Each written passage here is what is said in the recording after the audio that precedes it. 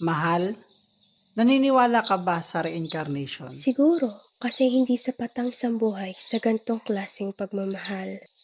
Oo nga no, parang yung natutunan natin kay Sir Jenray, hindi naging sapat ang isang buhay kay Rizal para sa pagmamahal niya sa bayan. Kaya ako, yung pagmamahal ko sa iyo, totoo. Bolero.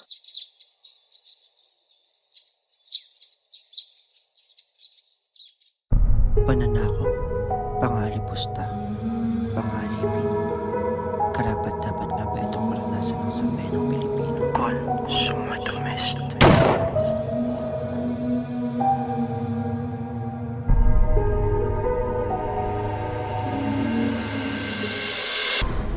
Naway gamitin mo ang iyong angking talino para sa nakakabuti at tama, Pepe. Ang pag-uusisa, Senyor Rizal, ay ang unang hakbang tungo sa kadakilaan. Rizal, ang iyong karunungan ay magbibigay inspirasyon sa mga bansa. Umalis ako sa bayan, dala ang pangarap sa Europa. Nakatagpo ako ng mga kaibigang kapanalig at doon ko natutunan na mas matalim ang tinta kaysa sa espada.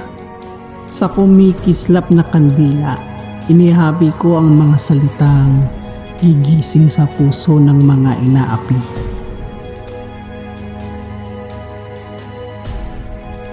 Ang aking panulat, ang aking sandata para sa katarungan at pagbabago.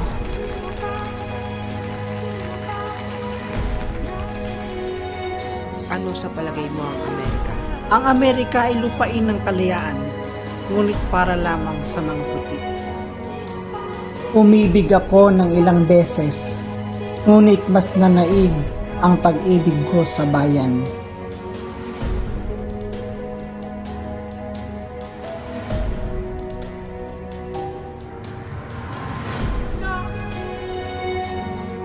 Para sa pagkakaibigan at para sa pangarap na patuloy na nagbibigay sa atin ng lakas upang magpatuloy.